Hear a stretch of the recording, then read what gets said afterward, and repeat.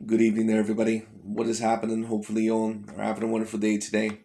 So, when it comes down to it, I thought that I would talk about this little segment, or I thought that I would talk about the situation that, of course, I found very, very interesting.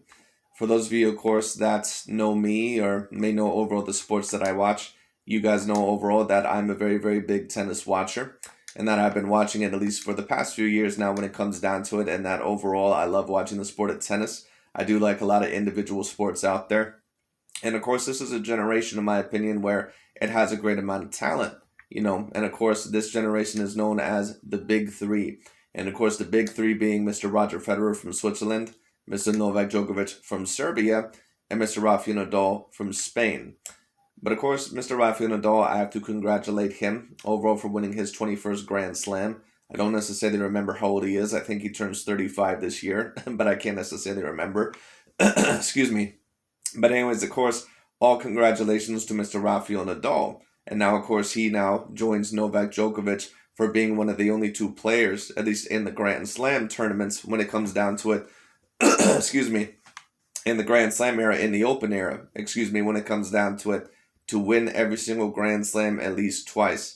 In my opinion, after this victory with Mr. Rafael Nadal, the GOAT conversation now very clearly has to only be between Novak Djokovic and Rafael Nadal, at least of this era. When you talk about the best players of this era, I think now that it only has to be between Rafael Nadal and that of Novak Djokovic. When you take a look at those players, I think that you can debate maybe that those were the two players that came up a little bit bigger in certain moments compared to that of a Roger Federer. I do think that Roger Federer was a great player for his day, but I do think that he did cost himself certain Grand Slams in his career, especially against Rafael Nadal and Novak Djokovic in certain big game moments, especially over Novak Djokovic. Now, if you were going to ask me, do I think that Rafael Nadal, would I put him necessarily as my tennis GOAT, or would I put him overall as the greatest of all time?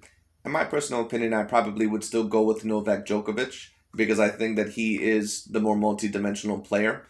I think all in all that Novak Djokovic, that not only does he have a decent statistical advantage, but he has all the accomplishments basically on his side.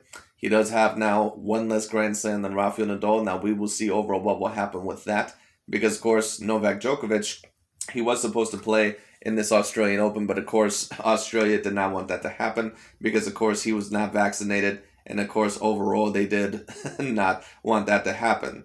Whatever your opinion of the situation is this, listen, I'm not really big on the shot either.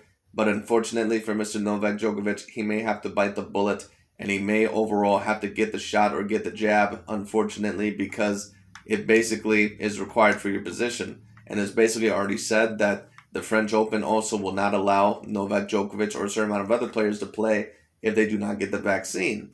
And Novak Djokovic is not a person that the tennis world is really, really huge fans of anyway.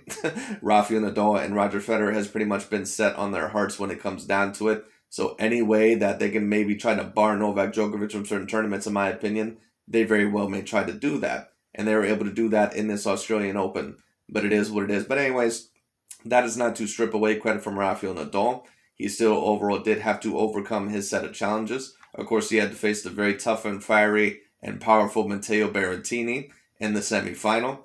I did not really think that Matteo Berrettini was going to beat Rafael Nadal, but I did doubt that he was going to defeat that of a Daniel Medvedev.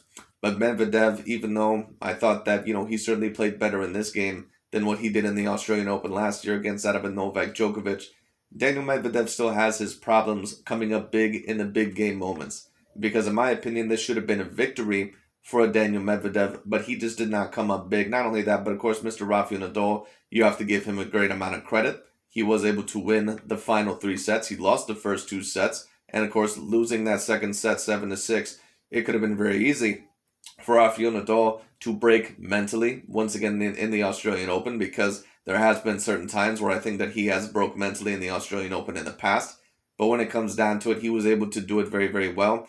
Probably not against the most dangerous player at the Australian Open, which of course was Novak Djokovic, but I would debate the second most dangerous player in the Australian Open, at least if you're not comparing Rafael Nadal when it comes down to it. So I give Rafael Nadal a hell of a lot of credit here. And now, of course, this means that he has the most amount of Grand Slams out of all of them. Does this mean, in my opinion, that it 100% secures his position as the greatest of all time? I'm not going to say that, but what I will say is this. In my opinion, the main conversation, especially if you're talking about just this era. It has to be mainly between Rafael Nadal and Novak Djokovic. They have the majority of the accomplishments. Now, Roger Federer, he does have certain records over Rafael Nadal, maybe even some over Novak Djokovic. But Novak Djokovic, he mainly overall is the person that holds all the records, all the statistics. And I'm not usually a person that just goes straight to statistics. But Novak Djokovic, he only has one less Grand Slam than that of Rafael Nadal. On top of that, he was the first one to win each and every single Grand Slam twice. And on top of that, we'll see where Mr. Novak Djokovic goes from here. I still believe that Novak Djokovic is the most multi-dimensional out of all of them. I believe that he is the most intelligent when it comes down to out of all of them in terms of a tennis player. And I think all in all that his winning percentage and the fact that he also has the head record over Rafael Nadal and Roger Federer and the majority of the players that he plays against, Novak Djokovic would still probably be my vote as the greatest out of the big three. But if you were to vote Rafael Nadal, I certainly would not have a problem with that. I certainly could see where you are coming from. But it is what it is. But anyways, congratulations to Mr. Rafael Nadal. Of course, it is great to see him win his second Australian Open title. Of course, that has been a dream for him for a very, very long time. And now both him and Novak Djokovic, they can claim that they have similar accomplishments, at least in that category. That both of them have won every single Grand Slam of their era at least twice. And of course, that is something overall that is very, very, very special.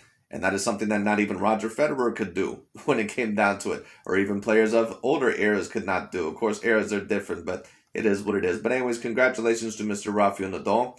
The next tournament overall, I don't necessarily remember what it is going to be because sometimes the dates have changed around. So we'll see all in all what happens.